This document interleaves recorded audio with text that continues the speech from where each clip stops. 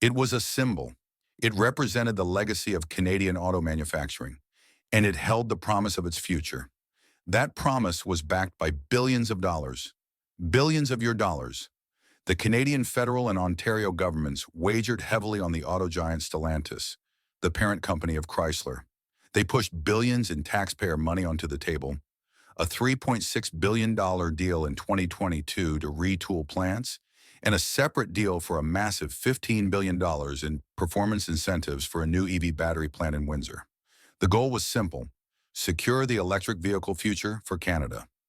In exchange for this immense public investment, Stellantis made a legally binding commitment, a promise recorded in official agreements to maintain its entire automotive footprint in Canada, including the Brampton plant. That was the promise. Then came the reality. In March 2025, news broke that stunned Ottawa and devastated a community. While taking Canadian money, Stellantis announced a massive $13 billion investment, not in Canada, but in the United States. And the deepest cut?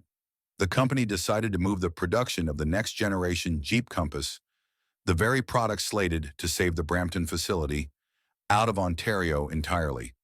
It was being shipped to Belvedere, Illinois. For the 3,000 Canadian workers at the Brampton plant, this wasn't just a news headline, it was a betrayal. Is this just a cold business decision? Or is this a multi-billion-dollar bait and switch fueled by a geopolitical war far bigger than one factory? Tonight we are conducting an autopsy. This is the anatomy of a betrayal. To understand how this happened, you first have to understand the incredible pressure Canada is facing. This isn't a simple trade issue. This is a story of a loyal ally caught in a global vice grip, the geopolitical squeeze. Canada is in an impossible position. It is currently in an economic conflict with both of the world's largest economies at the exact same time. First, there is the confrontation with its biggest ally, the United States. In March 2025, the Trump administration unleashed its long-threatened America First weapon, a crippling 25% tariff on all cars and light trucks built outside of the United States. This wasn't a warning shot. This was a direct hit aimed at forcing automakers like Stellantis to bring production and jobs back to American soil. The policy was simple: build your cars in the U.S. or pay the price. This move sent shockwaves through the North American auto industry, threatening the very foundation of the USMCA trade partnership. But the pressure wasn't just coming from the South. Canada was also facing a battle from the East. To show solidarity with Washington, Prime Minister Mark Carney's government made a bold move. In October 2024, Ottawa announced it would impose its own 100% tariff on Chinese-made electric vehicles, citing unfair trade practices. Beijing's retaliation was swift, precise, and brutal. China targeted one of Canada's most vital industries, agriculture.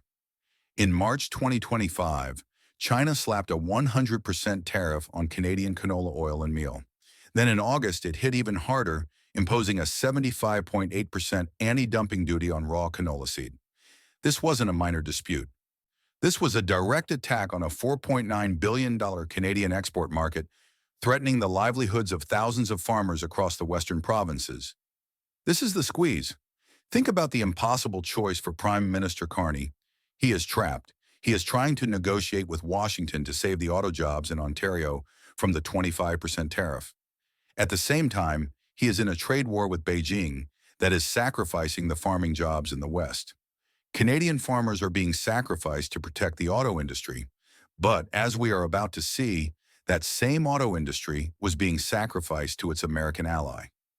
Canada was fighting a two-front war, and its own workers were becoming the collateral damage. The geopolitical pressure explains why Stellantis was looking south, but it doesn't explain how they could legally do it. How could a company accept billions in public subsidies and then simply walk away from its legal commitments? The answer lies in the fine print and a stunning act of corporate hardball. Anatomy of the betrayal.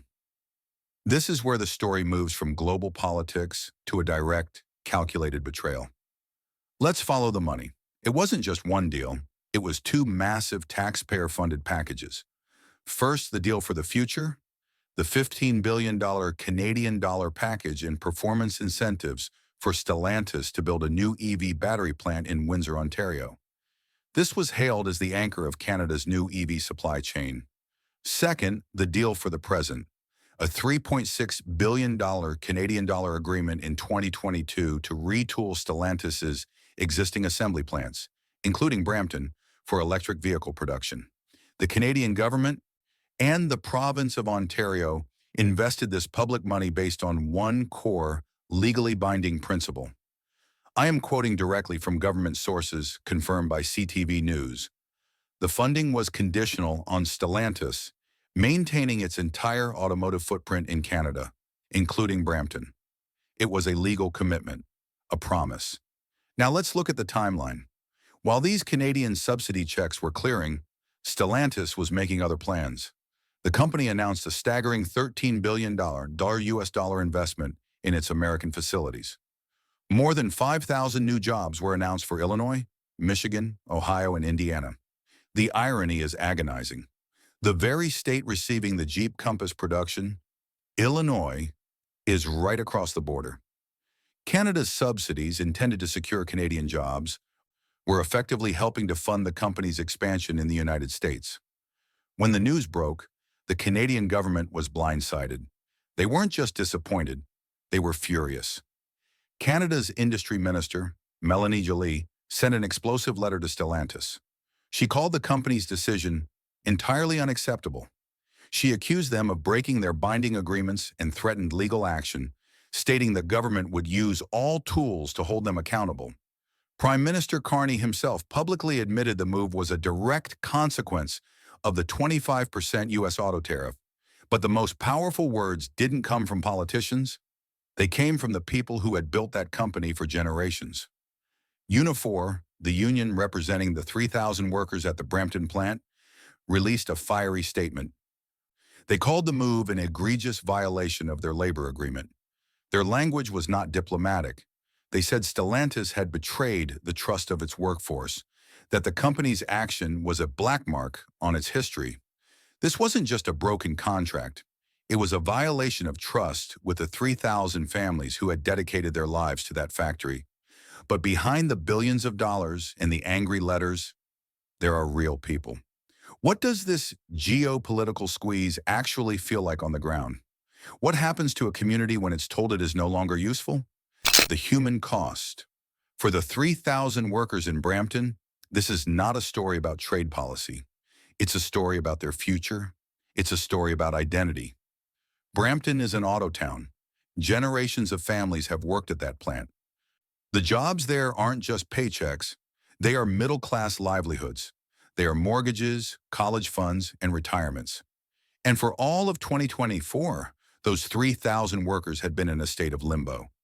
The plant was officially shut down for retooling to prepare for the exact product. The new Jeep Compass, that was just stolen from them. They were waiting in good faith. They were waiting for the new electric-ready assembly line that their government had just paid $3.6 billion for.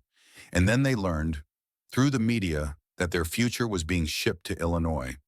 The mayor of Brampton called it a punch to the gut, and that feeling is spreading. This decision creates a terrifying domino effect for the entire Ontario auto sector. If a legal agreement, backed by billions in public cash, can be broken this easily, what's to stop Ford from doing the same? What's to stop General Motors? The 25% U.S. tariff has fundamentally changed the math. It has made it more profitable for companies to abandon Canada, even if it means breaking legal promises. And it's not just the 3,000 jobs at the main plant. It's the hundreds of smaller, family-owned parts suppliers across Ontario that depend on that factory. It's the local restaurants that feed the workers. It's the entire economic ecosystem that is now at risk of collapse. This is the real lesson of the Stellantis betrayal. It's insight number 2 from our analysis. Government subsidies no longer buy corporate loyalty. Not when nationalist policies like America First are on the table. The $3.6 billion from Canadian taxpayers wasn't an investment. It was a gamble, and Canada lost. The money was taken, And the multinational corporations simply followed the bigger pile of money and the bigger political stick south of the border. It shows the terrifying powerlessness of a middle power nation when the giants it lives between decide to go to war. When we look at all the pieces, the picture is clear, and it is devastating. This brings us to the central thesis of our investigation. The Stellantis betrayal is not just a business decision, it is the first major casualty of a new and brutal economic world order. It proves that in a war between giants, the United States and China, loyal allies like Canada are not partners. They are collateral damage. The evidence is undeniable. Canadian farmers in the West are paying the price for the trade war with China. Their $4.9 billion canola market held hostage. And now, Canadian auto workers in the East are paying the price for the trade war with the United States. Their 3,000 jobs and the billions in subsidies that were supposed to protect them were sacrificed to the 25% America First tariff. The Canadian government is trapped, trying to put out both fires with taxpayer money and failing. This entire situation raises a fundamental question about our modern economy. When global companies use entire nations as pawns in their game, who is truly responsible for protecting the local worker?